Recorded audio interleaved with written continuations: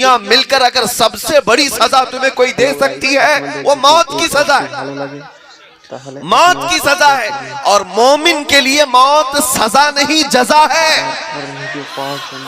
मोमिन के लिए मौत सजा नहीं है। और ये जिस बात से डराते हैं, ऐ नौजवानों, अब की बार इसके बाद अब सीना चौड़ा करके इस सरजमीन पर चला करो। जाहिर सी बात है, भीख मांगी हुई जमीन पर नहीं जी रहे, ख्वाजा हिंद के दरबार में है, हाँ साबिर पाक के दरबार में है, महबूब इलाही के दरबार में है, आला हजरत की सल्तनत में है। किसी और बात का खौफ न रखो, लेकिन एक बात मैं जरूर करना चाहूंगा, इनकी मशक्कतें होती कितनी है, मौत से डराएंगे ज्यादा से ज्यादा। पीट पीट करके अगर कोई मार भी दिया तुम्हें, कोई बात नहीं, मौत उनके लिए अंधेरा है जो बेईमान थे, मौत उनके लिए आग है जो बेईमान थे। आशिक रसूल का हाल तो यह है, इधर मौत आई उधर चेहरे मुस्तफा नजर आया, इधर उसकी रूह निकल रही है, मुस्तफा करीम सिराने के पास है। और इतना ही नहीं, कंधों से उठाया हुआ ये लाशा कब्र में रखा जाता है, मुनकर नकीर बाद में आते हैं, मेरे मुस्तफा पहले आते हैं। तो मौत तुम्हारे लिए कौन सी सजा हुई? मौत सजा नहीं, मोमिन के लिए मौत जजा है।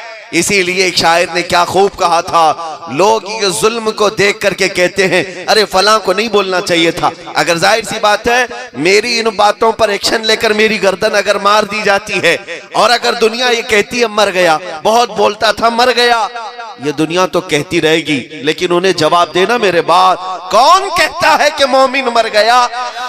कौन कहता है कि मोमिन मर गया? कैद से छूटा वो अपने घर गया।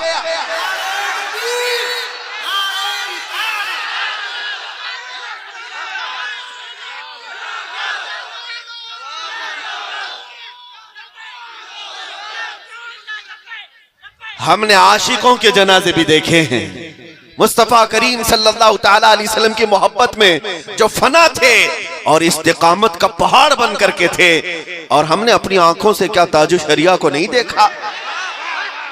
क्या बहुत जमाना गुजरा है, उनको देखी हुई आंखें अभी भी बाकी हैं। जबल इस्तिकामत का नाम ताजु शरिया था, एक पहाड़ का नाम था, और जमे रहे आखिर जिंदगी तक। लेकिन जब लाशा जिसमें पाक जनाजे की शक्ल में जाने लगा, उस मंजर को भी दुनिया ने देखा। हम खुद उस जनाजे के पास हाजिर थे, बगौर आप अगर देखते तो उनकी रूह पाक पुकार रही होती कि मेरे जनाजे पे रोने वालों, फरेब में हो बगौर देखो, मेरे जनाजे पे रोने वालों। एक आशिक रसूल की जुबान यही है। हाँ, जो मर भी जाए दुनिया से तो ये कहता हुआ जाता है, मेरे जनाजे पे रोने वालों, फरेब में हो बगौर देखो, मरा नहीं हो, गमे नबी में लिबास हस्ती बदल गया। मरा नहीं हो, गमे नबी में लिबास हस्ती बदल गया हो, बस तुमने लिबास ही तो बदला है। और अब जा रहा हूं मुस्तफा करीम के दीदार के लिए। या रसूल अल्लाह, तेरे दामने करम में जिसे नींद आ गई है, वो फना ना होगी, उसे जिंदगी मिली है। लिहाजा है मुसलमानों, मैं इस्तिकामत का दर्स देने के लिए आज हाजिर आया हूं कि अगर दुनिया तुम्हें हिलाए तो इसी बात पर कायम रहना कि मैं उस इंसान, उस घराने में पैदा हुआ हूं। आप सबके लिए भी, मैं अपने लिए नहीं कह रहा हूं। दुनिया अगर गर्दन पर तलवार रख करके कहे तब भी तुम्हारा इम्तिहान है, जवाब ये देना मैं उस घराने में पैदा हुआ जब पैदा होते ही मेरे कान में अल्लाह अकबर की आवाज आई। आपके कानों में भी दी गई होगी ना, मौलवी साहब ने अजान दी होगी, या आपके बाप दादे या चाचे ने अजान दी होगी।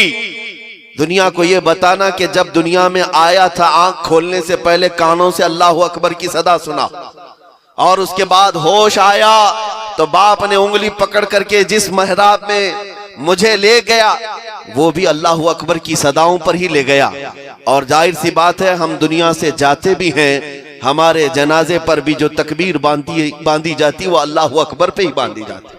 लिहाजा जिसकी जिंदगी अल्लाह अकबर से शुरू हो और अल्लाह अकबर पे खत्म हो, लिहाजा वो किसी और ताकत को बड़ा क्यों समझता है? अल्लाह अकबर का मतलब क्या है? अल्लाह सबसे बड़ा है। मोमिनो जानते हो आप अल्लाह अकबर का मतलब क्या है? अल्लाह सबसे बड़ा है। लिहाजा फिर अगर कोई कहता है नहीं प्राइम मिनिस्टर बड़ा है, चीफ मिनिस्टर बड़ा है, ये धोखे में है, खाम ख्याली में है। इनकी हैसियत ज्यादा दिनों की नहीं होती, ज्यादा दिनों की नहीं होती। इनको आला हजरत फाजिल बरेलवी के अशार में अगर पढ़ोगे तो आला हजरत ने कहा ये कातिल है, डाइन है, शोहर कुछ है। कातिल है, डाइन है, शोहर कुछ है। डाइन किसे कहते हैं? जो रोज शोहर बदलती है। शोहर कुछ वो है जो शोहर के साथ एक रात रहकर दूसरे दिन उसे कत्ल करती है। इनकी हैसियत सिर्फ इतनी है। हाँ मेरे अजीजों, इन ताकतों से खौफजदा होने का कभी ना मुसलमानों में रिवाज था, ना आज होना चाहिए, कभी नहीं। आज के हालात पर मैं गुफ्तगू कर रहा हूं आपको। बाज उलमा भी इस बात से कशमकश में मुब्तला है कि क्या ऐसे हालात में इतनी सख्त बात करनी चाहिए, उन्हें राजी रखा जाए, वरना होगा एक्शन का रिएक्शन होगा, बढ़ती जाएंगी बातें। नहीं मेरे अजीजों, आज तो कुछ भी नहीं है। यहाँ हमारी तादाद अल्हम्दुलिल्लाह, ईमान वालों की तादाद, कीड़े मकोड़ों की तादाद मैं गिनता भी नहीं। ईमान वालों की तादाद आज भी लाखों में नहीं करोड़ों में है।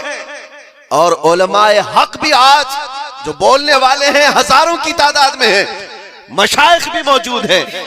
वो जमाना याद करो जब अकबर जैसा मुर्तद जालिम बादशाह इस हिंदुस्तान पर आया और उसने अपनी ताकत के बलबूते, अपने माल के बलबूते, अपने तख्त के बलबूते पूरे हिंदुस्तान में एक नया दीन कायम किया।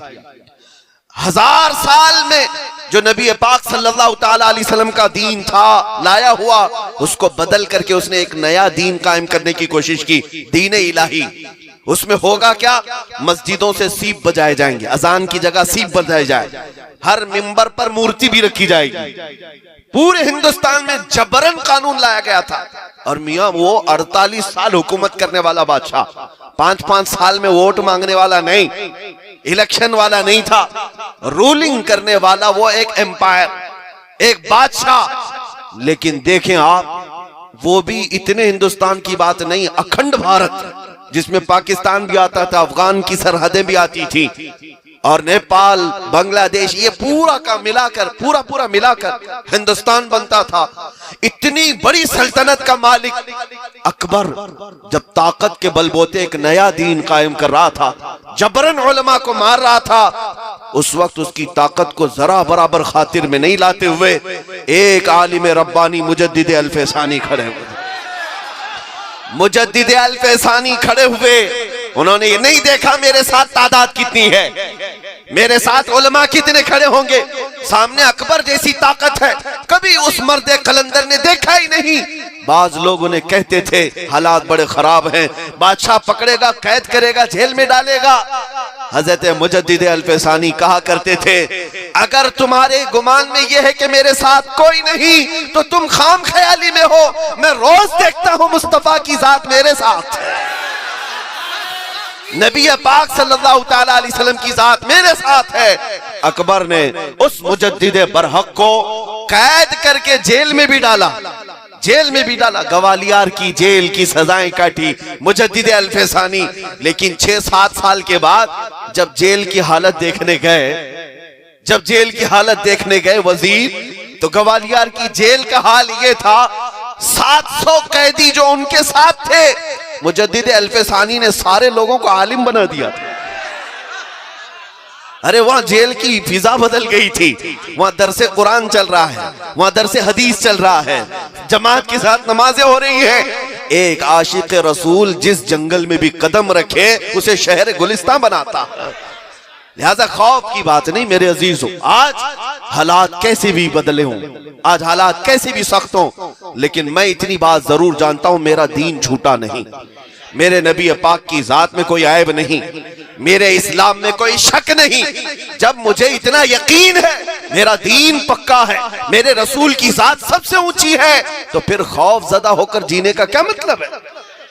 डर डर करके जीने का क्या मतलब है? अरे डर करके वो जिए जो मुजरिम आदमी हो, चोर हो, निकम्मे हो, वो मुंह छुपा करके जिए। नबी पाक के आशिकों को मुंह छुपा कर जीना ज़ेब नहीं देता। ज़ेब नहीं देता। इसीलिए शहीद बहादुर टीपू सुल्तान की एक बात याद आती है, हमारे जियाले तारीख के। ऐ नौजवानों, ऐसे वैसे पाखंडियों को मत पढ़ना। अगर पढ़ना दिल के अंदर कोई खौफ आए तो मैं एक नुस्खा दे जाता हूं। बुज़दिली किसी को आती है, डर लगता है हालात से, तो एक नुस्खा